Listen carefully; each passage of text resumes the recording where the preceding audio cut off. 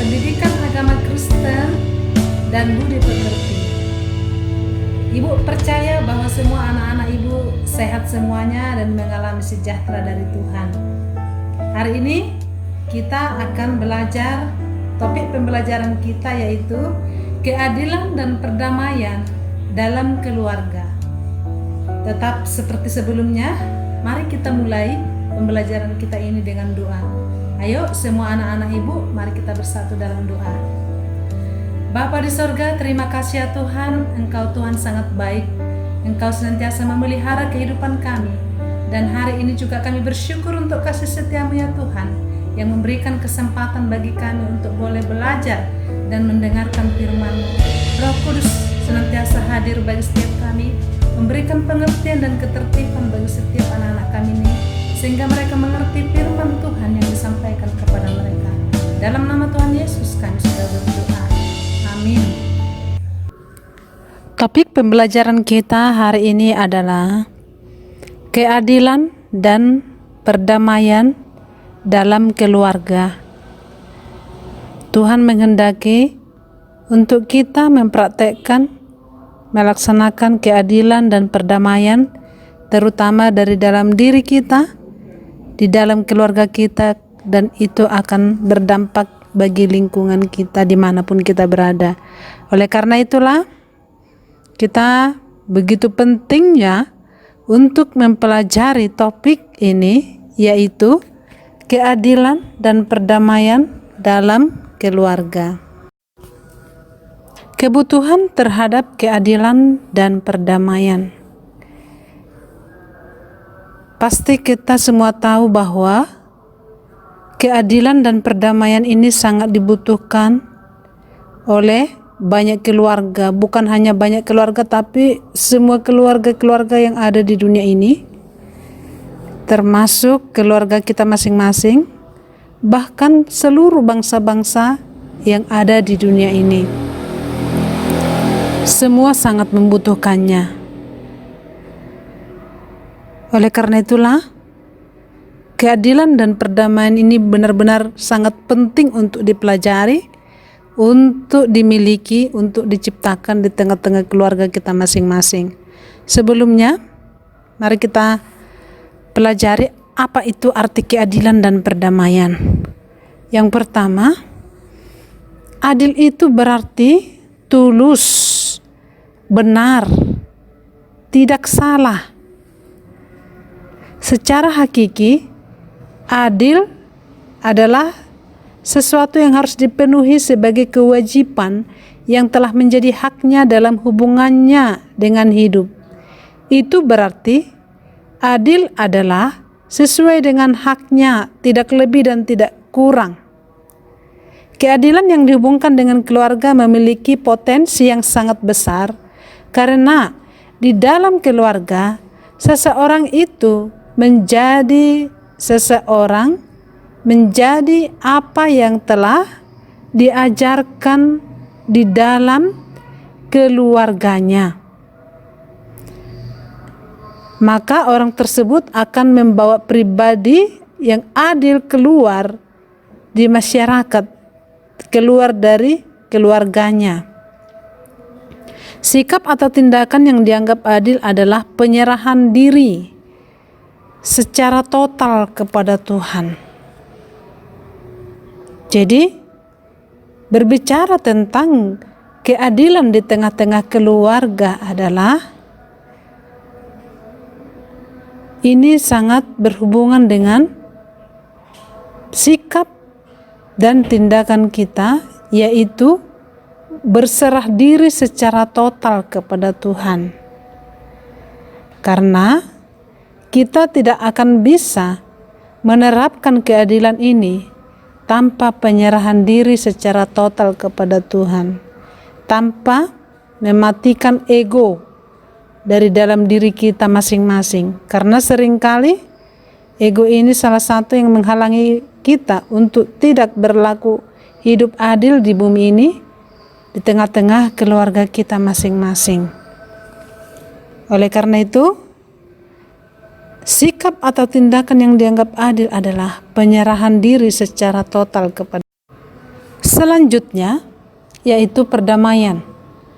Perdamaian ini sebenarnya dari kata damai yang bisa berubah konsepsi sesuai waktu dan budaya. Dalam masyarakat luas, orang-orang memahami istilah damai dan implikasinya melalui berbagai pandangan. Banyak orang dan mungkin juga diri kita sendiri memahami perdamaian secara sederhana sebagai suatu situasi atau keadaan di mana tidak ada konflik atau tidak ada perang. Namun kenyataannya tidak sesederhana itu. Konsep damai ini sebenarnya memiliki dua pemahaman, yaitu yang pertama pemahaman yang negatif. Pemahaman yang negatif ini maksudnya dapat menilai melalui sesuatu atau keadaan ada atau tidaknya hal yang biasanya mengancam atau menghancurkan perdamaian, yaitu ketidakadilan dan konflik, atau dalam skala yang lebih luas adalah perang. Contohnya dalam keluarga tidak ada konflik, tidak ada pertikaian, tidak ada saling curiga pikiran negatif, tidak ada saling menuduh, kekerasan misalnya KDRT dan lain-lain. Tetapi yang kedua, pemahaman yang positif dari perdamaian itu yaitu bukan hanya sekedar menilai ada atau tidaknya keadaan-keadaan yang bisa mengancam menghancurkan perdamaian, tetapi juga dapat melihat adanya hal-hal yang mendukung terciptanya perdamaian atau tidak. Jadi ini yang paling dibutuhkan di tengah-tengah keluarga. Kita harus bisa melihat hal-hal apa yang tidak mendukung terciptanya perdamaian itu. Itu yang perlu kita singkirkan. Contohnya hal-hal yang tidak mendukung terciptanya perdamaian adalah saling curiga, cakap kotor, gampang marah. Jikalau itu misalnya mendukung terciptanya ketidakdamaian, itu harus disingkirkan. Tetapi apa hal-hal yang mendukung terciptanya perdamaian? Yaitu ada pengendalian diri, kesabaran, kasih. Itu sangat mendukung terciptanya kedamaian. Nah, itu semua bisa kita alami, bisa kita miliki, kita praktekkan di tengah-tengah keluarga kita dan lingkungan kita.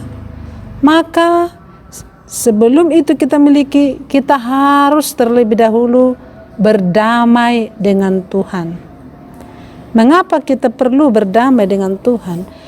Karena seseorang yang belum berdamai dengan Tuhan, di dalam dirinya tidak ada damai sejahtera. Dia belum memiliki damai itu. Karena sesuatu yang mau kita alirkan, berikan kepada lingkungan kita, harus ada dulu di dalam diri kita, baru kita bisa memberi. Apa yang mau kita beri kalau itu tidak ada di dalam diri kita?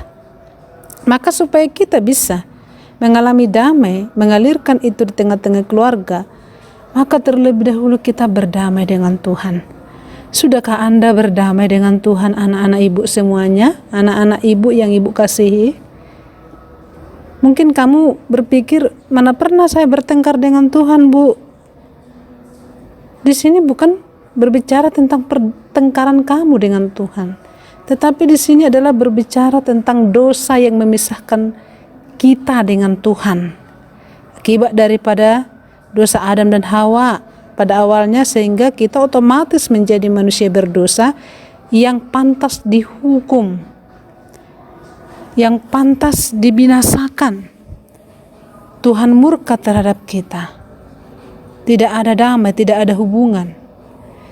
Tetapi sekalipun kita hidup dalam dosa, Tuhan itu mengupayakan hidup adil dan damai dengan mengutus anaknya Yesus Kristus untuk menggantikan kita menanggung segala penghukuman dosa kita itu.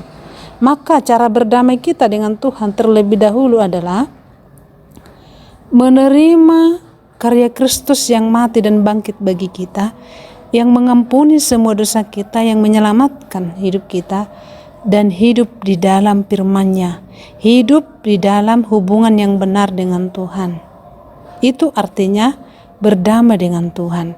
Ketika kita sudah hidup berhubungan dengan baik dengan Tuhan, berhubungan intim, itulah yang melahirkan, menciptakan damai sejahtera di dalam hidup kita. Kita sudah mengalami damai dengan Tuhan, dan itulah yang memampukan kita untuk bisa hidup damai dengan sesama kita.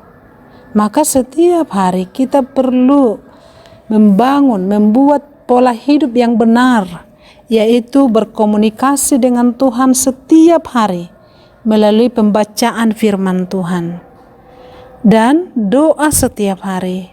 Dan satu lagi, praktekkan firman Tuhan dengan kekuatan dari Tuhan itu sendiri, sehingga kita bisa mempraktekkan firman untuk menciptakan damai di tengah-tengah keluarga. Sekalipun mungkin orang tua kamu menegur kamu dengan marah karena kamu nakal, tetapi kamu bisa diam tanpa melawan kepada orang tua, karena kamu sudah punya prinsip bahwa kamu itu sebagai anak Tuhan harus menciptakan damai di tengah-tengah keluargamu. Sekarang kita belajar tentang meneladani Tuhan Yesus yang sudah terlebih dahulu membawa damai, mempraktekkan damai itu di bumi ini. Yang pertama, tadi sudah Ibu jelaskan bahwa Yesus diutus ke dunia untuk menjadi jalan pendamaian dengan Bapa di surga, mendamaikan kita dengan Bapa di surga. Yesus itu sendirilah damai itu. Siapa hidup dalam Yesus, maka dia hidup dalam damai. Tidak ada seseorang pun mengalami damai itu kalau dia belum menerima Kristus di dalam hidupnya. Kedamaian yang benar-benar kedamaian yang dari surga. Melalui kelahiran dan kematian dan kebangkitan Kristus, itu adalah cara Tuhan, cara Bapa di surga untuk merendahkan diri dan menjadi manusia untuk berdamai dengan kita manusia berdosa. Yesus Kristus itu adalah Sang Kasih, pribadi yang mendamaikan kita dengan Bapa di surga, serta menjadi contoh perdamaian antara kita dengan sesama, bahkan dengan lingkungan kita. Sehingga jikalau ini sudah kalian miliki di dalam hidup kalian, kalian bisa mampu melakukan, menciptakan damai di tengah-tengah keluarga dan lingkungan. Karena yang menjadi teladan kita adalah Yesus Kristus.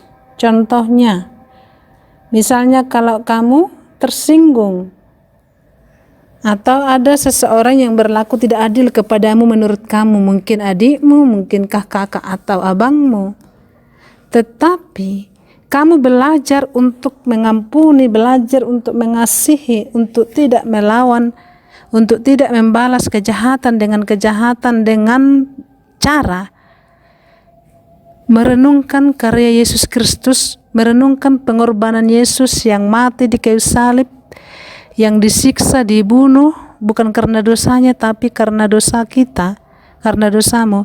Yesus rela menanggung itu semua demi untuk kamu diselamatkan. Jadi, kalau Yesus sudah rela dibunuh, disiksa untuk menyelamatkan kita, berarti Yesuslah yang menjadi teladan bagi kita. Kita rela untuk tidak membalas kejahatan dengan kejahatan, karena Yesus sendiri sudah terlebih dahulu mengerjakan itu bagi kita. Itulah yang menjadi dasar kita untuk menciptakan damai di tengah-tengah kehidupan kita. Salah satu contoh perdamaian yang dilakukan Tuhan Yesus adalah Tuhan Yesus menyapa dan menginjili seorang perempuan Samaria di sumur. Itu bisa kalian baca di dalam kitab Yohanes 4 ayat 9 sampai 18. Di mana sebelumnya orang Yahudi itu, orang Israel, dengan orang Samaria bermusuhan. Jadi ada jaga jarak. Karena orang Samaria ini adalah keturunan bangsa Israel yang menikah dengan orang-orang kafir. Sehingga bangsa Yahudi bermusuhan dengan orang Samaria.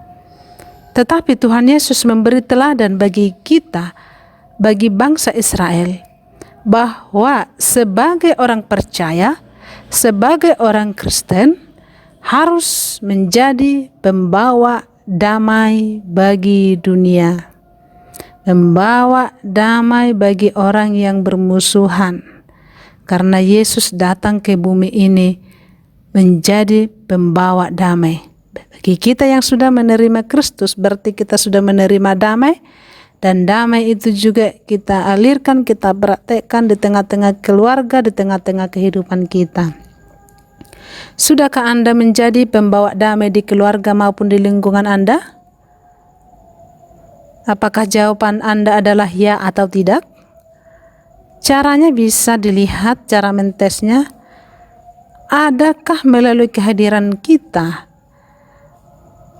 Apakah orang-orang dekat kita ketika kita hadir, orang-orang sangat nyaman dengan kita, sangat mengalami sukacita, sejahtera dengan adanya kita, atau sebaliknya, justru orang lain mau menghindari kita?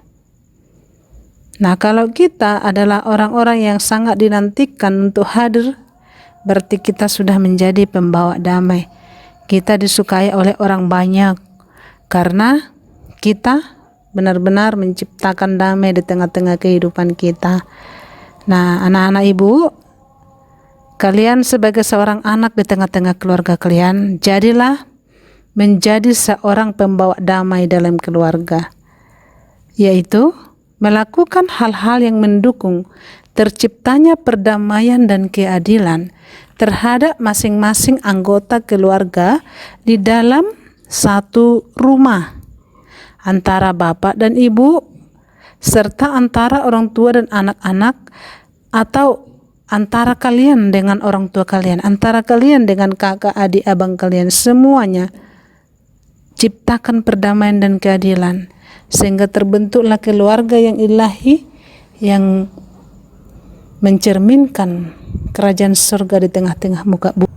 Anak-anak ibu, sekian dulu penjelasan materi kita hari ini. Yang menjadi kesimpulan pembelajaran kita adalah untuk kita menciptakan keadilan dan perdamaian di tengah-tengah keluarga kita, di tengah-tengah lingkungan kita, maka kita harus mulai dengan diri kita sendiri, yaitu kita harus terlebih dahulu berdamai dengan Bapa di sorga. Kita bangun hubungan kita yang intim dengan Tuhan, dan anugerah Tuhan, firman Tuhan itu sendiri yang memampukan kita menciptakan damai di tengah-tengah keluarga kita.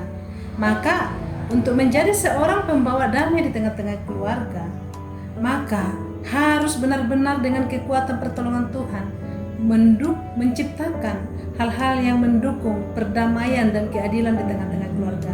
Mari kita praktekkan dalam hidup kita sehari-hari, sehingga kita benar-benar menjadi orang percaya yang menghadirkan Kristus dalam hidup kita.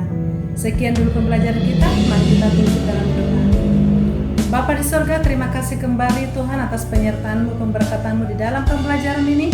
Anugerah-Mu Tuhan yang membawa setiap anak-anak kami ini untuk mengalami damai dengan Engkau ya Tuhan, sehingga mereka menerima Yesus Kristus yang menjadi juru selamat atas hidup mereka, dan mereka Tuhan mau menyerahkan hidup mereka untuk Engkau pimpin hidup di dalam damai, sehingga mereka menghadirkan damai di tengah-tengah keluarga dan lingkungan mereka. Dalam nama Tuhan Yesus kami sudah berdoa. Amin. Sampai di sini dulu pertemuan kita hari ini. Tuhan Yesus memberkati. Bye-bye.